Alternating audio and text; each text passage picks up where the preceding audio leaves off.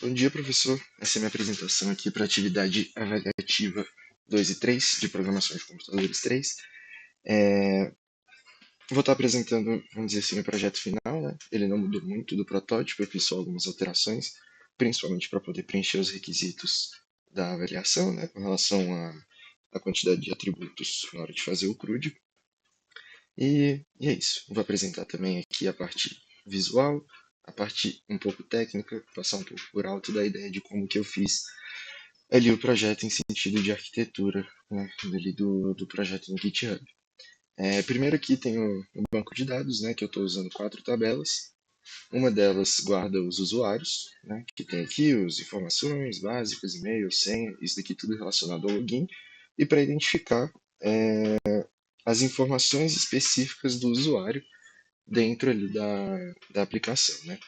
Então, todos esses utilizam o ID de usuário para poder identificar as informações. E as outras tabelas que a gente tem aqui são essas, das informações, né, dos settings de usuários, que aqui vai ter o identificador deles e a possibilidade de definir um limite mensal, que é único para cada usuário, né? Então aqui tem o limite mensal que você define lá na plataforma. A outra tabela é das transações, então aqui vai ter informação de todas as transações que forem criadas, isso levando em consideração data, o momento que foi criado, categoria, o valor, né, a descrição, o tipo e aqui o identificador de usuário novamente. E por último, que foi a última alteração que eu fiz, foi do campo das categorias, que elas agora estão mais customizáveis e correspondendo ali com o requisito que você tinha passado.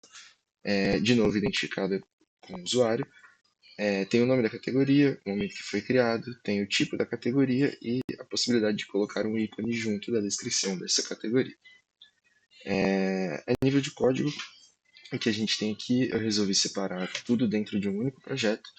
Então, tem vários arquivos de configuração, muito do que eu fui tentando ali para poder conseguir subir na versão. Mas o principal está aqui nesse source, né, que aqui fica toda a parte do React. Então tem onde o React é chamado primeiramente, e depois aqui a definição principal em app, certo? Nisso a gente tem os hooks que vão identificar se está, por exemplo, no celular, é, identifica as conexões com a API, os componentes, que fica toda a parte de UI e os componentes, né, de uma forma geral, as páginas principais, que são poucas, né? Então vai ter o de autenticação e a página principal, que já fica ali no dashboard. E esse basicamente aqui é a parte do React. A parte do back-end, ela fica aqui nesse API, que é onde vai ter todas as partes, né, que precisa ali para poder rodar certinho e conectar com o banco de dados. Então vai ter o de autenticação, o de categorias, as configurações e as transações. Todos esses fazem rotas para poder conectar lá com o banco de dados no Supabase. Agora indo para a parte do aplicativo em si, a primeira tela que chega é de login. Nesse caso eu vou chegar aqui na parte do criar uma conta, né? Então eu posso colocar qualquer informação aqui. O e-mail ele vai fazer uma validação se tem o arroba ou não. Então se eu tentar colocar aqui ele não vai permitir a forma que tem de identificar se é um e-mail ou não. Mas eu posso colocar um e-mail fictício. Então coloquei aqui esse e-mail. A senha ela vai ter que ter no mínimo 6 caracteres. E caso coloque menos do que isso, a front-end vai avisar e vai reclamar. Aqui eu crio a conta, tem aquela demora para conectar com o Supabase. E essa daqui é a tela principal, né? Então essa daqui é basicamente a única tela que tem. Todas as outras funcionalidades elas vêm como pequenas caixas que aparecem, né, para poder fazer o controle, justamente para manter a proposta de ser algo bem simples. Então, certo. Então aqui a gente vai ter um gráfico que a gente pode separar em diário ou mensal. No diário tem as informações de todo um período de 30 dias. O mensal, né, ele vai mostrar aqui os 6 primeiros meses, 6 meses mais próximos. Tem como dividir em categorias, né, de acordo com o que a gente cria. Vem com categorias padrões. E aqui existe a possibilidade de criar uma categoria. E aqui que foi uma das mudanças que eu fiz. Então eu posso colocar o nome, definir se ela é uma despesa ou receita, Eu posso colocar uma tag para poder facilitar, né, algum tipo de pesquisa depois, além do próprio ícone. Então, posso colocar isso aqui, por exemplo.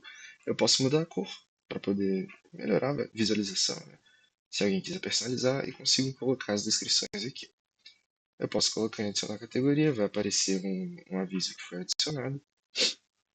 E aqui embaixo ela vai estar aparecendo aqui nesse caso que acabou de criar. Com teste aparece o ícone, eu posso fazer as edições. Então, se eu quiser mudar aqui para teste 222, ele vai fazer essa alteração de atualização. Ou não, pelo jeito. Mas, enfim, continuando aqui. Ele aparece aqui, né, na parte de filtro do dashboard. Então vai ter aqui o teste. E tem como deixar com todas as categorias. Para criar uma transação, vai aparecer essa tela aqui. E eu posso colocar uma descrição, eu também vou chamar de teste. Posso colocar qualquer valor, vou deixar como despesa. Eu coloco alguma categoria e eu posso selecionar a data. Primeiramente, eu vou deixar na data de hoje. Ele vai aparecer aqui nas transações de hoje. Isso aqui ele está levando em consideração apenas o dia de agora. Então, a partir do momento que troca de dia, ele vai mudar a opção. Por isso que eu também adicionei aqui esse ícone, que vai permitir com que filtre as informações de outros dias, né, para poder ter ideia do que está sendo feito, e aqui para poder ver o mês inteiro. Então, se você quiser ver tudo que foi feito em um mês, vai ser possível ver por aqui. Para poder mostrar, eu vou adicionar aqui mais outro caso. Inclusive, para poder adicionar aqui, que ele aparece no máximo, se eu não me engano, 5 bordzinhos desses. E aí ele começa a ter uma rolagem, né, para poder visualizar o restante e não sobrecarregar a tela. Esse daqui eu vou colocar, por exemplo, em outro dia, e ele não vai aparecer aqui nessa tela principal. Certo? Ele não aparece aqui, mas ele já vai aparecer aqui no filtro, né? Quando a gente coloca, por exemplo, do mês inteiro, ou se não, se a gente selecionar uma data. Tá, vou continuar colocando aqui. Informação, só para a gente ver. Colocar despesa. Mais uma receita.